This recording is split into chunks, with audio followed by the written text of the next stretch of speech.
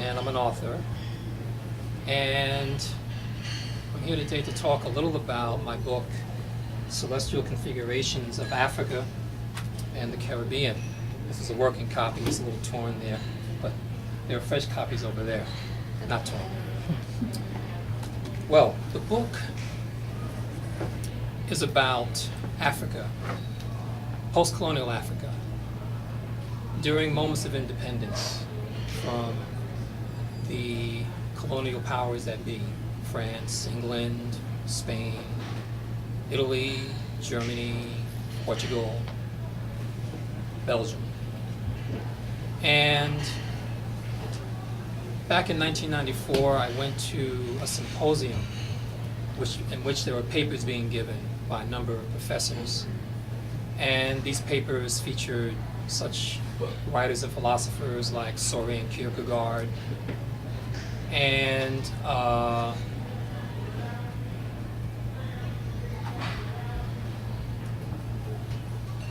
got the idea that as an astrologer for probably 20 years before that, what would I see if I actually took the date and the time in which one of these countries became independent?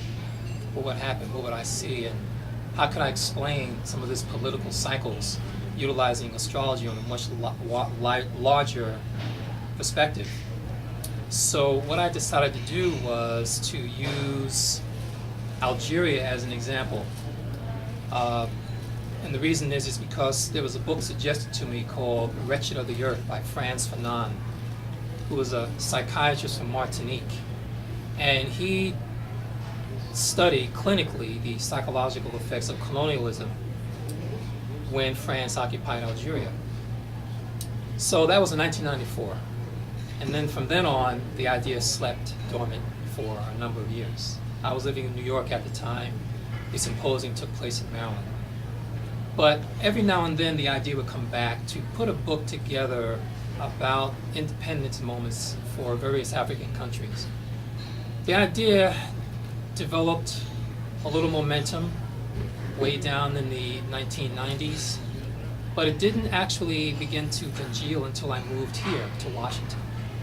And that was in 2007. So in December of 2007, the idea came, why don't you write a book featuring all the various African countries achieving independence, do the horoscopes of each one, and then begin to examine the cycles according to the astronomical events and relate that to historical data. So I decided to do that. And I came up with this 607-page book.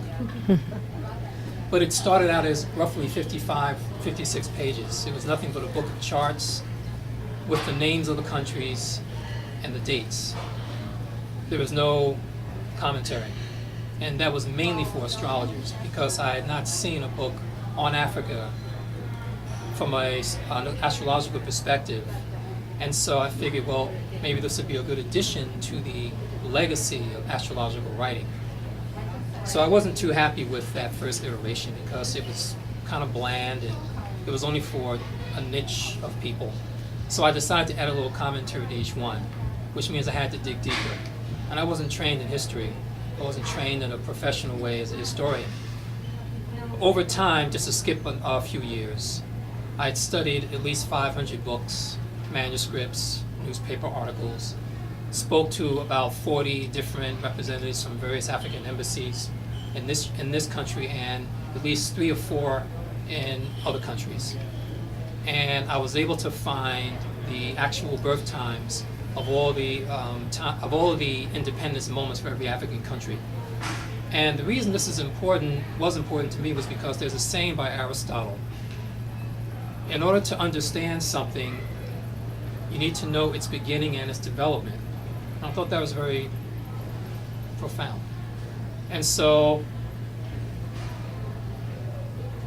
my understanding of various African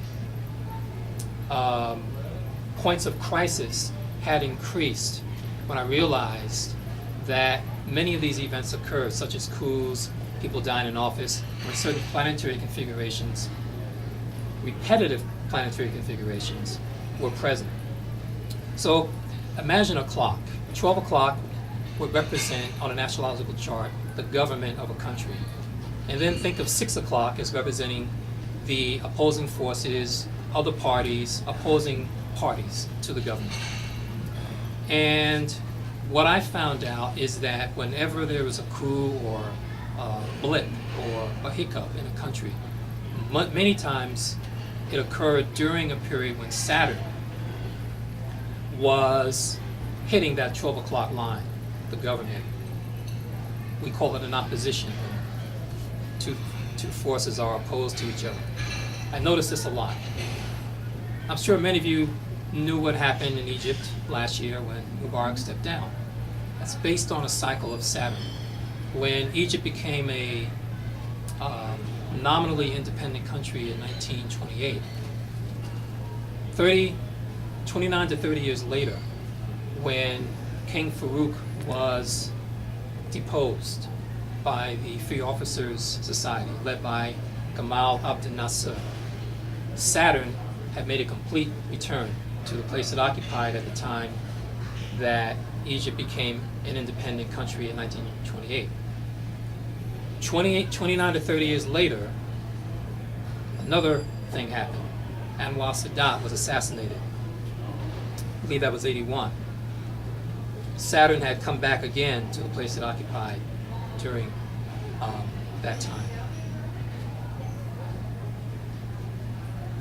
30 years later, 2011, Saturn had come back again to occupy its position that it occupied at the birth of the country. Mubarak stepped down under pressure from the people. Same thing happened to Libya when Muammar Gaddafi he was forcibly removed and he was killed in the process. Saturn had completed its second return twice during that period. When Mozambique and Cape Verde became multi-political or multi-party countries after being under a more socialistic regime for roughly 15 years under the system of socialism, multi-party elections began. And again, if you consider 12 o'clock as representing the government, Saturn formed an opposition. It was at 6 o'clock, representing opposing groups, opposition parties. Saturn was at 6 o'clock opposing 12 o'clock line, which was, in this case, the government. And those were two other moments when two countries that were governed by a form of communism were forced to change their political structure to embrace a more open structure. So that is kind of like half a cycle of Saturn, roughly 14 to 15 years. So all these things are described in my book. Now, why is this important? My sister here, Linda, spoke about the glass ball, right? Yes.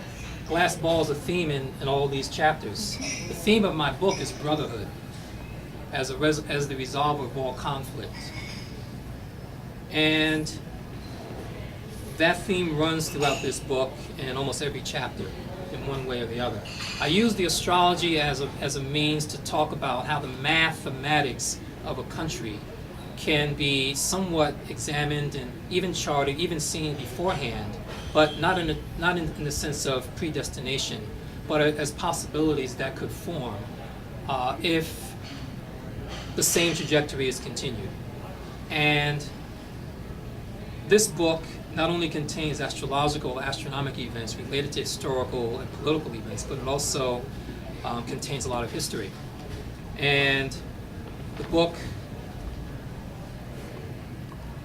is laid out in a narrative format.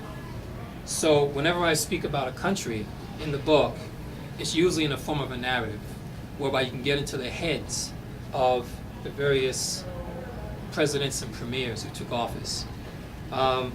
I like to just kind of read a case in point. Let me go to the country of Seychelles, which is an island nation off the coast of East Africa, past the Mozambique Channel. It's really, really out there. And I'll just read a few paragraphs of that, if that's okay.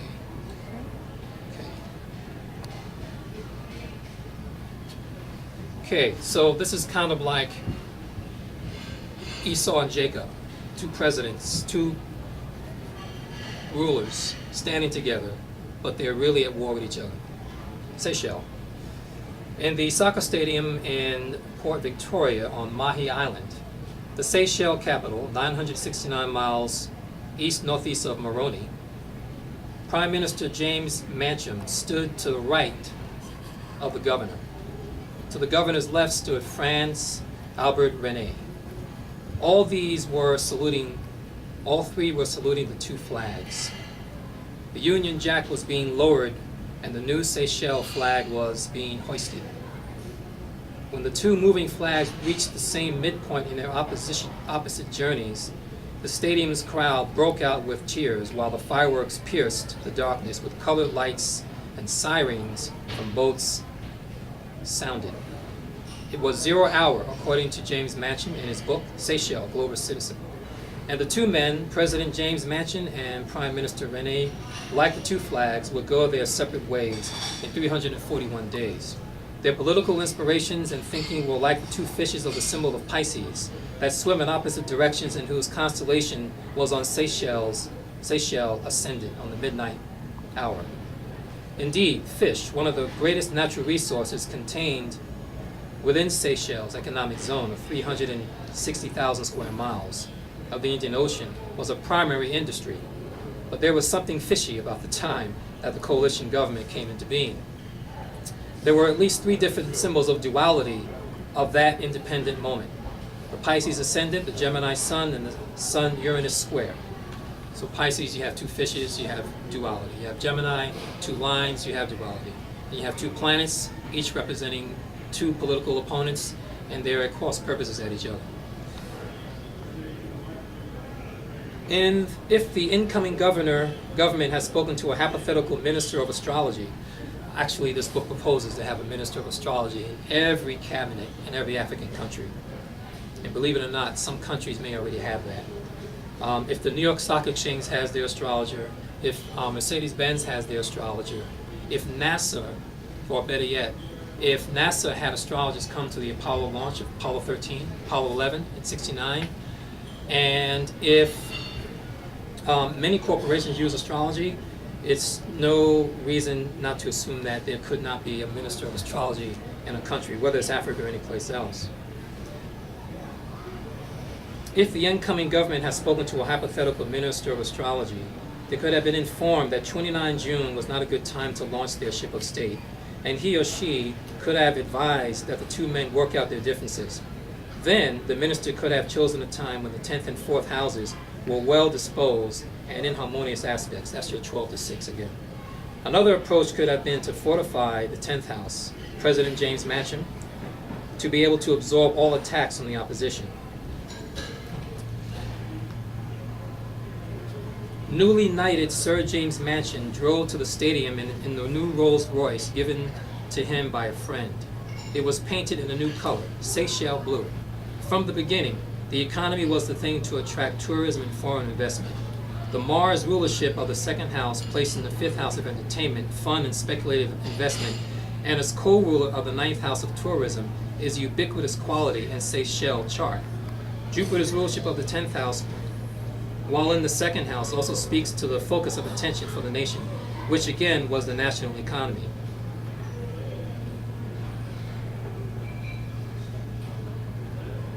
So that is for astrologers to drool over. So this book is not just for historians to look at, but when astrologers read the astrological stuff, the nomenclature that I just mentioned, then they can drool over that, while the history people, or people who just like to know about the past, can read the other stuff.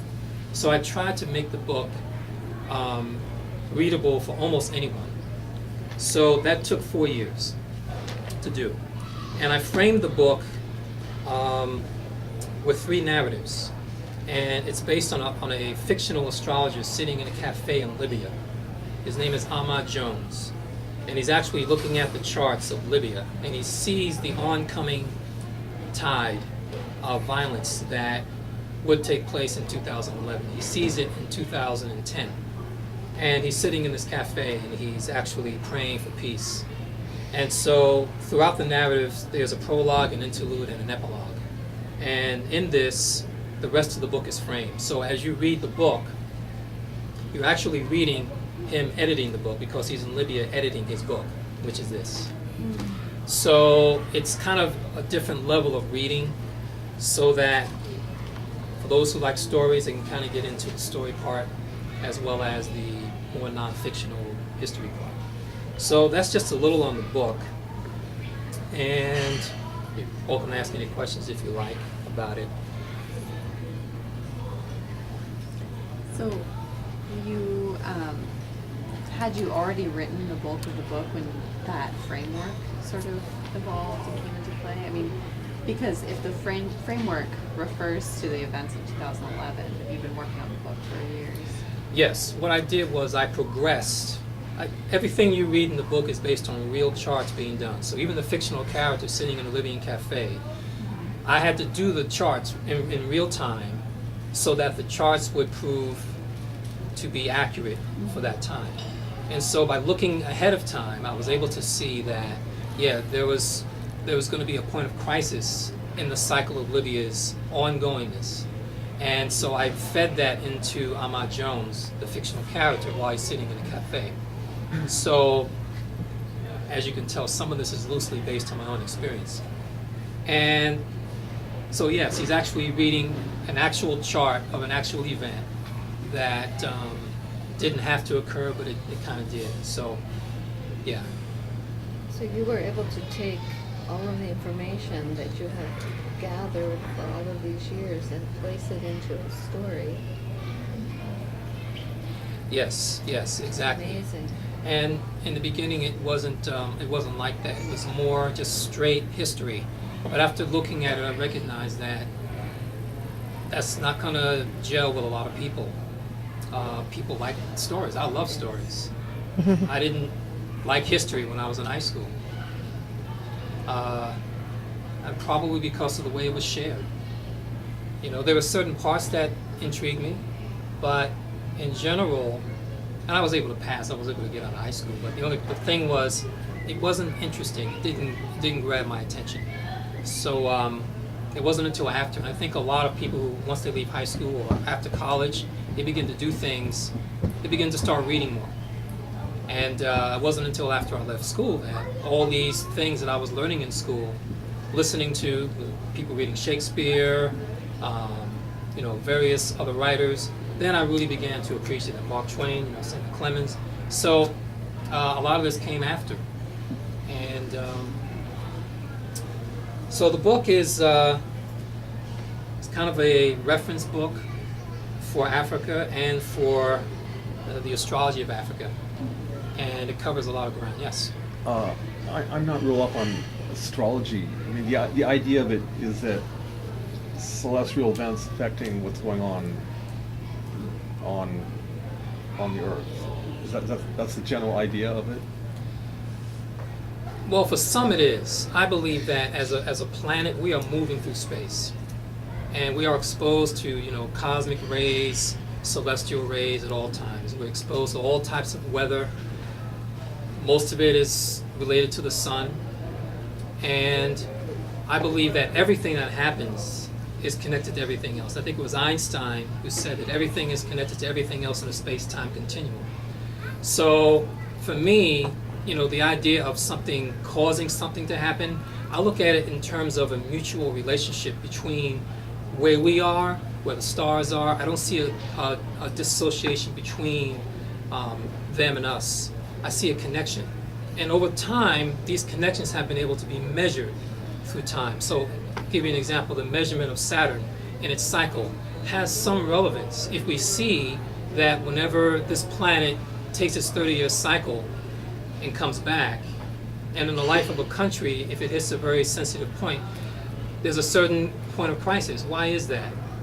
I can't tell you why it happens. All I can say is that in this book, I have lots of data on how certain planets in repetitive cycles and in a number of cases have proved that there is something significant to look at when it comes to these cycles.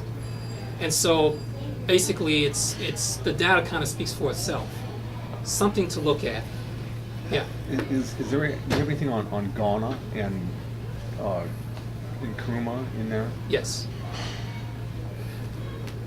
Give me the, this is interesting. In 1945, Kwame Nkrumah was in London, October 15th, 1945, when the Fifth Pan-African Congress occurred. And that was at a point, a very important cycle that took place. It began in the 1800s. It reached a climax in 1945, and then it ended in 1975. All I can say is, without going into a lot of details, is that a certain cadre of constellations got together at a certain time. And in the past, these three constellations, Leo, Capricorn, and Pisces, had corresponded with a major shift. And in 1945, the United Nations came into being at 4:55 p.m. in Washington. I believe it was October 24th. Same year, the end of the Japanese War took place in October. No, that was in November 1945 on the ship Missouri on Tokyo Bay. Three very significant things occurred. But the Pan-African Congress in 1945 was kind of a watershed in terms of Africa's ability to begin to be independent of colonial rule. Ghana is the country that Kwame Nkrumah was from, and it was at that time that this shift occurred, because from 1945, Ghana especially was moving towards independence, which occurred in 1957. From that time on, all the African countries, practically every one, became independent in 1975, which is the end of this particular cycle. There were just 3 or 4 more. Zimbabwe in 1980, Namibia in 1990, and Eritrea in 1993. And in 1994, President Mandela became the president of South Africa. But that wasn't kind of an independence moment. However, I used that chart as the independence moment for black Africans that lived there. So yeah, there is something on Kwame Nkrumah in the book. And I believe he was very much responsible for helping to move forward the idea of independence for all the African countries. I hope that helps. Sorry, I was a Peace Corps volunteer in Ghana in the late 70s. So I was there for one coup of Rawlings' coup. Yes. Which was in 79. But with what I'm sort of curious about with Nkrumah, he was overthrown in, I think it was like 64. And at the time, he was courting North Vietnam in Hanoi, and he had flown there, and the CIA, contacted the Ghanaian government and said that Nkrumah had flown to Hanoi, and that's when he was overthrown. So I'm wondering if, was there any astrological connection to that too? And I believe that event, it's called the Ghana coup, I believe that occurred in 1966. 66, and yeah, when he was in Hanoi. And in many cases, when leaders travel to other countries, the coup planners usually use that as a moment to take over the country. Mm-hmm. So, many leaders try not to leave the country too much, especially if there's a question with their military. And that was the time that, that the coup occurred. And let me see if I actually mentioned that particular coup. I may not have mentioned that. It's funny, we were in Ghana last year. Was it last year or earlier this year? Last year.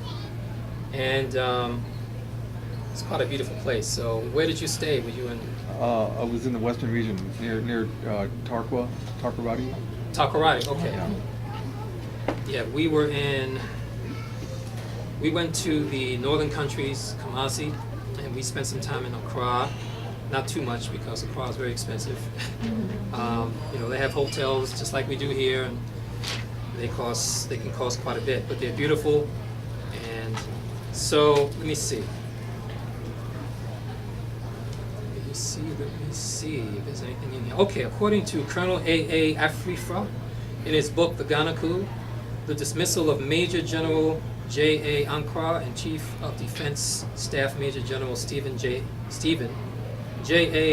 Otu, and the intent of Nkrumah to send soldiers into Rhodesia in order to wrest it from South Africa, despite the lack of involvement of other African states, were a few in a series of causes that led to the early morning coup d'etat.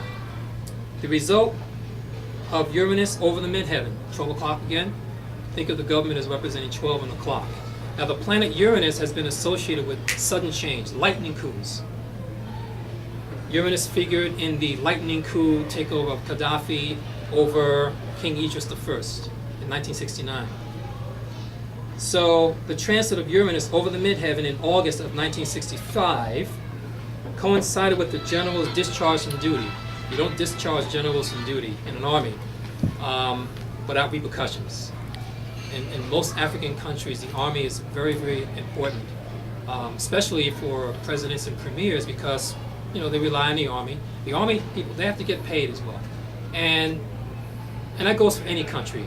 The army can usually, with the backing of the police as well, can usually stage a successful coup if the majority of the members of the military do not like the president's policies. I feel that this was the tipping of the scale toward the greater agitation of revolutionary forces that led to the takeover of Nkrumah regime at 6 a.m. on Thursday, 24 February 1966. So there was a transit of planet Uranus over the 12 o'clock line of of Ghana's astrology.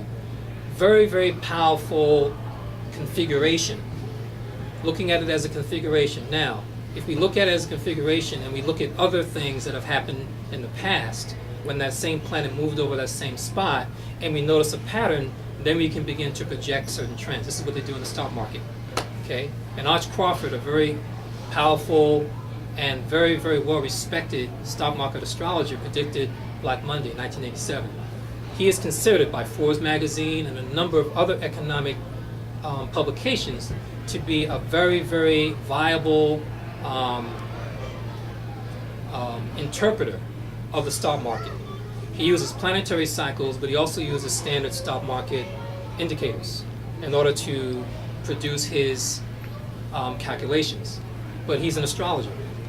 So anyway, yeah, you brought up Ghana. That's very, very key, very, very interesting. Let's see. Yeah. Go ahead. Yeah.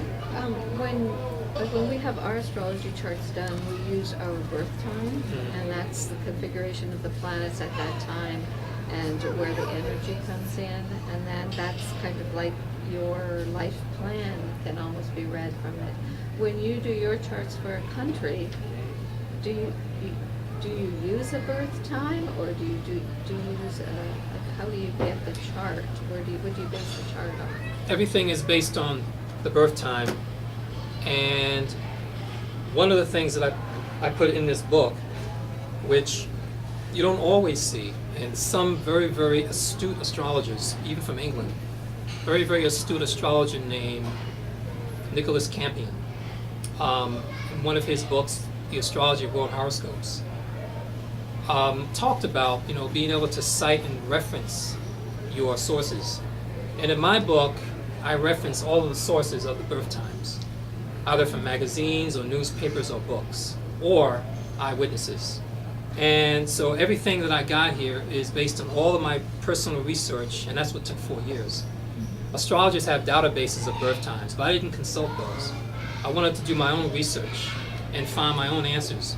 And that led me to those 500 books I was talking about earlier. And so yes, the birth time of an individual, or whether it is a larger individual called a nation, state, or a country, must have that moment in which something is declared to begin to calculate an actual horoscope. And the horoscope just means, the word horoscope comes from hour. And it means basically wherever the planets are, their relationship at that hour, really at that moment, is a key to understanding the life cycle of a thing.